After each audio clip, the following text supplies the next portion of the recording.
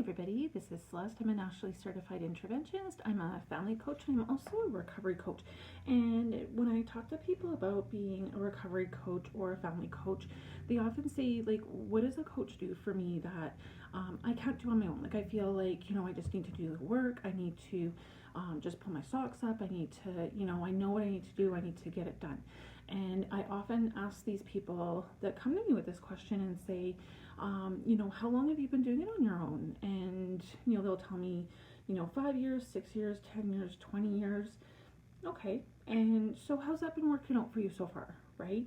And a lot of times people will say, well, it isn't. And so I'll come back and I'll usually say, well, then maybe it's time to try something different. So what as a coach do I bring to somebody that they maybe can't or won't or they just can't do for themselves? So one thing that I find is really beneficial for people coming into a coaching program is having that sense of accountability. And it's kind of a motivator in and of itself in being able to say, oh, I'm going to be meeting with Celeste next week. I better make sure that I've done the coursework, that I've done my homework, and so that we have something to talk about it. So even knowing that they're going to be talking to me next week gives them that incentive to keep doing the work and keep moving forward, because a lot of times if we're just doing it ourselves and we're only accountable to ourselves, we can make up all the excuses in the world, right? Because we don't have to call someone up and say, oh, I didn't do so good this week, or I have some struggles with A, B, or C. And, even that's beneficial, because one thing that I come across a lot with people is they're going through the homework and they understand the material, but they just struggle to maybe make that connection on how they can implement it into their own life and apply it to their own experience. So sometimes too, it's a matter of sitting down and talking through how we can take the tools and skills that you're learning and apply it, and you get that back and forth, and that perspective can be so beneficial. And even getting a different perspective on the problems that are coming up, either in your recovery or in your experiences with a family member. Sometimes you get so in your own head about it that sometimes it just takes another person to come along and say, hey, have you thought about it this way, or have you tried this, and what things have you tried? That's a common question that I ask people too, is what have you tried in the past, and what worked, what didn't work, why did it work, why did it not work? And then we can start to come up with other ideas from there.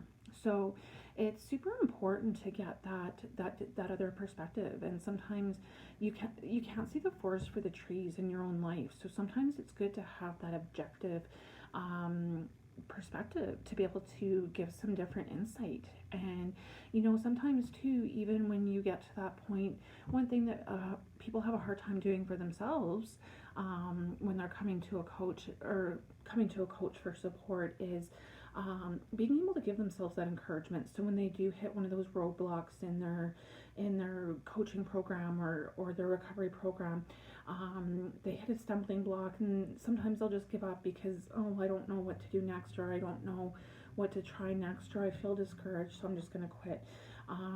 So sometimes too, even having that person to talk to about the issue with and what you're struggling with can just help give you some of that encouragement, some support, getting that additional cheerleader in there to say, I get that this is hard, I understand why it's hard, I get that, and getting some encouragement, getting some support to get through those roadblocks. And that's super, super important for people, because this is really hard work. It's taxing work. It's emotionally, physically, spiritually, mentally draining.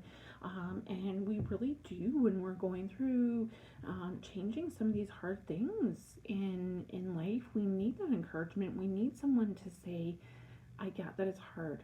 I know, I've been there, or, maybe I haven't been there, but, keep going, keep up the good work, keep moving forward. And that's super, super important. So, when I have people coming to me and saying, oh, I got this on my own, I can do it.